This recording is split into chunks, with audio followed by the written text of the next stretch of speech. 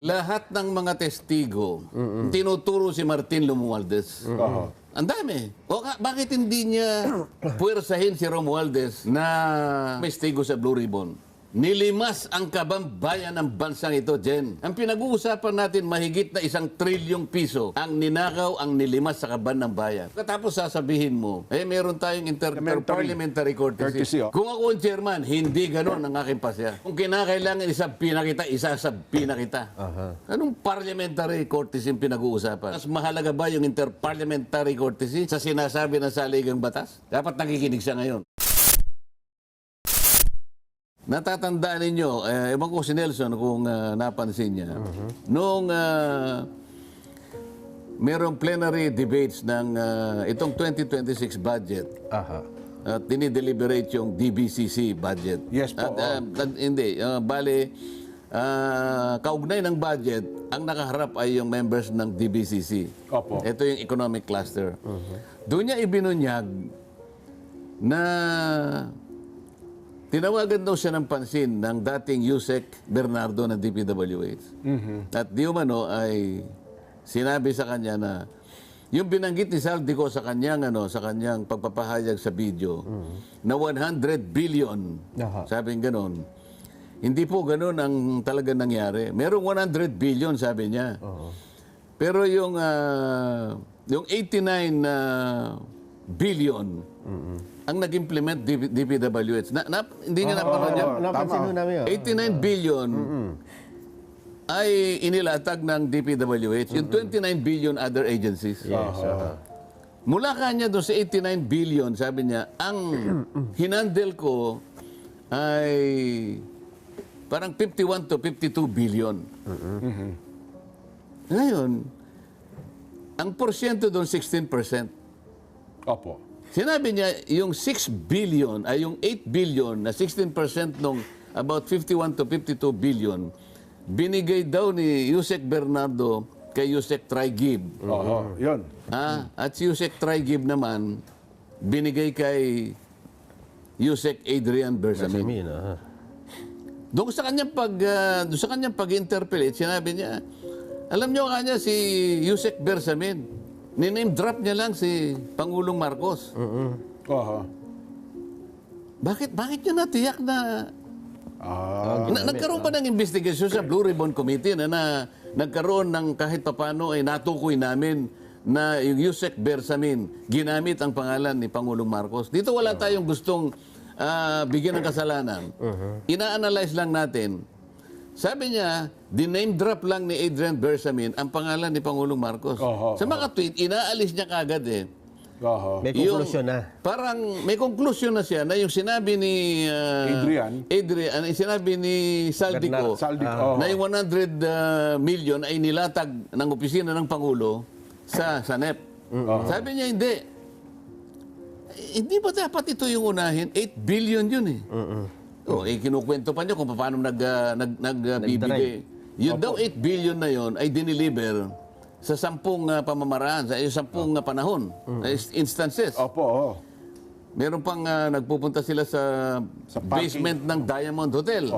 Na kung saan gagamit ng parehong armor van si Traigib at saka si Bernardo. Yung isa puno. Pagkatapos magpapalit sila. Hindi ba seryosong akusasyon na conclusion na yun eh? Totoo po. Bakit nagharap sila? Itong huling pagdinig na ito, nagharap si Traigib. Nagharap sila ni Bernardo. Tinanong ni Senador Kiko, ito nababasa ko yung sinasabi ni Bernardo, na ikaw daw binigay niya yung 8 billion. Alam mo ang sagot ng Traigib? Hindi po totoo yan. Ganun lang kasimple. General denial. Wala nang mga sumusunod na pagtatanong. Tapos na. Ganun ba yun? Nabanggit ang pangalan ni Yusek Adrian Bersamin. Ba't di pinatawag yung Yusek Bersamin? Paano mo ngayon mapagdudugtong lahat ito kung hindi mo tatawagin lahat? So, ano yung tinawag niya? 2 babae nakatakip ang muka. Bakit nyo ituloy, Sen? Ang napansin nyo, Sen, bakit ang ipinatawag ay yung 2 babaeng nakatakip ang... pero doon sa punto na yun, Sen, vital kasi yung dapat statement ni Adrian eh. Di ba? Kasi siya ang nagsasabing Yun daw ay Diniretso sige to niya, sige tsaka yan may conclusion siya na sinasabi. Opo eh. I will identify officials of government, sabi niya. Oho. Sinabi, Yusek Traigib. At saka si Yusek Bersamin, he was name-dropping the president. Sa mga tweet, inalisan niya kagad ng responsibility ang opisina ng presidente. Alam niya eh. Opo. Yusek Adrian, name-drop the name of the president. Yes. Ganun siya ganun siya kasigurado. Oho. Kinunclude niya. Pero bakit hanggang ngayon, hindi niya tinatawag yon? At nandun yung ganon? Traigib, nandun yung Bernardo, dapat nandun din yung ano. Yung sinasabi ko, Bersamin, kung sino-sino yung pinipresenta ng mga testigo. Ano ba sinasabi niya? Sabi niya, doon sa kanyang opening statement, Opo. nung Monday. Monday, ito sinabi niya, let me emphasize one point. Ayan. We always go where the evidence leads us. Aha. Ha? We do not target any particular person nor we have the intention to cover up for anybody. Taliwas ito eh. Oo nga. Wherever the evidence leads us. Uy, nagsabi si Traigib. Nagsabi Adrian Bersamin. Ba't di mo sila patawagin? Ay, bakit ganito? Wala raw silang intensyon na panatan ng iba. O to cover up anybody. Parang may kinocover ka rito. Di ba? Nagharap silang dalawa eh. Ayun nga. ho. O pagkatapos, ang pinresent niya, dalawang babae nakatakip ang mukha. Nagtatanong ako, sino sumasagot? Opo. Sino sumasagot? Yung chairman po ng komite, Senator Ping. Hindi ba ikaw, alam ba, ikaw tinatanong ko, si Nelson nasagot. Ano sa tingin mo ang mararamdaman ko? Well, yun na nga po.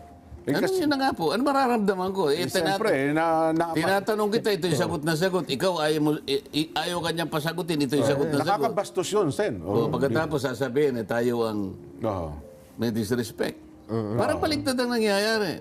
Kasimple-simple lang ng tanong ko eh. Sabi ko to sa babae, sino po ba yung may-ari talaga ng bahay na pinag-uusapan natin sa 30 Tamarin Street? Bigla siya nagsalita. Pero hindi ko siya Oo nga, pabagalang Hindi ko siya sinasansala. Okay. Tanong na naman ako. Opo. Sagot na naman siya. Tanong pa rin ako.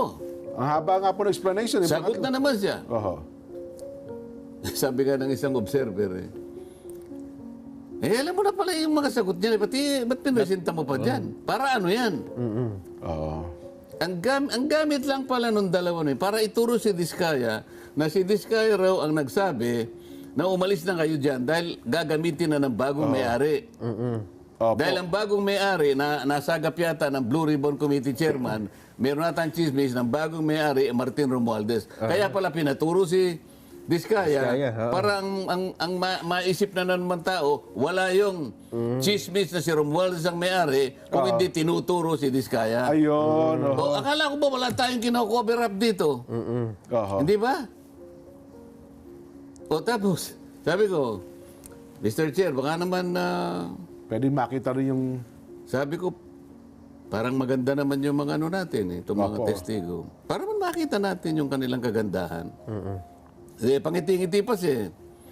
Hindi kasi na-commit ko sa kanila na kung tetestigo sila naman ay na gano'n din, nakiusap, natakpan ang kanilang mga mukha. Alias na nga lang daw ginamit nila, para di Kaya makilala. nga alias ang ginamit para kasi pinagbigyan. Nakalimutan niya, itong isa nasa kaliwa ko, pinatanggal yung kanyang maskara. Si, RD, pakanan. Nagre-request din na... Nagre-request din ito na takpan ng mukha. Hindi ko naman malaman kung talagang binalot niya talaga yung sarili niya. Ha? So, pinabakbak lahat ang Ngayon, Pinagtulungan nga po kasi disrespect daw sa Senado yun eh. Kaya nga, ngayon, paano ngayong wala kaming kino-cover up? Pero yung dalawang babae naka-cover up ang mukha. Itong isa, tinanggal yung disrespect, sabi nila. Yung dalawang babae, hindi disrespect, nakiusap. Wag na po. Ano ba naman ang masama? Ang pag-uusapan lang naman pala kung sino yung nagsabi sa kanila na umalis na kayo. Ayun nga. Yung ba ay nakakatakot? Nakakulong yung kanilang itinuro eh. Si Carly. Yung asawa nakakulong sa Cebu, itong lalaki nakakulong yata sa Senado hanggang ngayon. Nakakatakot ba yun? Ba't ayaw mo ipakita yung mukha mo? Na ang gusto naman sabihin, pinaalis po kami ni Ginoong Colonel Diskaya. O, ba't kinakailangan takpan mo yung mukha mo? O, the added dramatization. Nung si Gutesa ba, pinresenta ko, Oho. pinagtakip ko ba ng mukha? Ay, hindi ho. Walang ganon. Ha? Oo. At saka halimbawa, kung tinanong si Gutesa, kayo sumagot, ano kayang reaksyon niya? Baka, Yun nga lang pinapalta niyo, pinakita niyo yung di ba? Yung Oo nga. scripted daw eh. Scripted. Yun agad ang Oo, yung kagad eh. back sa Oo. inyo. Oo. Meron bang sworn statement si Gutesa nung siya, nag-testify? Meron po, di ba? O yung dalawang babae, sabi niya, merong sworn statement, pero hindi niya kami binigyan. Kasi kung binigyan niya kami, makapagtatanong kami sa kanila. Makapag-prepare Yung dalawang kayo. babae na yun. Oho. Oo. Tingnan mo yung diferensya ngayon. Oo nga. O pagkatapos, sabi nila, ano ba? Let me emphasize one point, we always go where the evidence leads us. Yes, sabi po yun. Lahat ng mga testigo, tinuturo si Martin Romualdez. Oho. Si Gutesa, tinuro siya. Sila Diskaya sa magitan ng mga ilang congressmen na kanilang in-identify, tinuturo din Opo. si Saltico at si Martin Romualdez. Di ba? Maski sila, ang dami. O bakit hindi niya puwersahin si Romualdez na tumestigo sa Blue Ribbon? Ang gusto ko mangyari sa susunod na paghihiring, para tingin niya si Romualdez. Meron daw po kayong courtesy yung dalawang kapulungan. So, hindi pwedeng pilitin. Parliamentary courtesy. Ano yung sa Tagalog yung parliamentary courtesy? Paggagalangan sa dalawang kapulungan. Okay, palagay mo. Nilimas ang kabambayan ng bansang ito, Jen. Oho. Nelson. Ano, gagamitin mo yung paggagalangan sa dalawang kapulungan. Ha, gagamitin mo yon. Ikaw na nga tinuro eh. Ang pinag-uusapan natin, mahigit na 1 trilyong piso ang ninakaw, ang nilimas sa kaban ng bayan. Pagkatapos sasabihin mo, meron tayong interparliamentary courtesy. Siya lamang kanya ang makapagpapasya kung darating siya o hindi. Oho. Kung ako ang chairman, hindi ganon ang aking pasya. Oho. Kung kinakailangan isabpi na kita. Anong parliamentary courtesy yung pinag-uusapan? Kaban ng bayan ang pinag-uusapan. Makakalabag ba ako? Mas mahalaga ba yung interparliamentary courtesy sa sinasabi ng saligang batas? Oho. Basahin ninyo ang saligang batas. Opo. Yung statement ng principles nakalagay dyan. Na kailangan lahat ng mga opisyalis ng gobyerno ay hindi dapat nai-involve sa corruption. Oho. Yun ang mas mataas na uri Oho. na parametrong dapat natin gamitin. Hindi interparliamentary courtesy. Hindi absolute yun eh. Doon sa saligang batas din sinasabi, yung House of Representatives at saka yung Senado pwedeng magpatawag. Opo. Sa ngayon nga, lahat pinatatawag namin eh. Kahit na public official ka, kailangan dumating ka. Ang kaibahan nga lang, merong limited immunity yung mga members ng Congress. Tama. Oho. Okay? Oho. Ano yung limited immunity? Oho. Immunity from arrest. Aha. Pero wala kang immunity sa sabina, wala kang immunity sa patawag at sa investigation o anumang public scrutiny. Walang nakalagay sa saligang batas na ganun. So, diyan sila gumagamit ng pamamaraan para sa ganun, i-cover up. Hindi totoo itong sinabi niya ito. Let me emphasize one point. Hindi totoo yung sinasabi niya. Dapat nakikinig siya ngayon. We always go where the evidence leads us. Hindi totoo. Ako na nagsasabi sa inyo. Ang dapat niyang halungkatin itong pinagsasabi niya. Ito, meron pa sa sinabi. Si Yusek Bernardo, Opo. nag-handle daw ng 5 billion para kay Secretary Bonoan. Aha. 5 billion per year. Magmula noong 2023, 2024, 2025. 5 billion. At 15% ang kinukuha. Aha. 15%. Ngayon, sa kickback na yon, 75% napupunta kay Bunuan, 25% kay Bernardo. Siya rin ang nagsabi doon eh. Nandun si Bernardo, nandun si Bunuan. Dininay din ni Bunuan. Hindi po totoo yun. Pagka wala kang specific denial, general denial lang, that amounts to admission. Ganun ba Hindi yun? totoo yan. Ganun lang. Ganun lang kasimple. Alin ang hindi totoo? Yung 75%? O 70% lang ang nakuha mo? Kailangan siguro i-deny mo yan specific, hindi yung general denial. Lumitaw yung Cabral files. Nakalagay doon kung sino. Sinabi rin niya. Hindi ba niya napapanggihan sinasabi niya? Mahilig yung magpa-interview eh. Sabi niya, at least 5 secretaries of the departments and USEC were beneficiaries of the allocables under the Cabral files. Ba't hindi niya ilabas? Sino ba yung mga Cabinet secretary? Oo nga, Doon sa binabanggit ko nga sa'yo na 100 billion na sinasabi ni Saldico na ang nag-name drop ay si Adrian Bersamin na binibigay kay Trigib.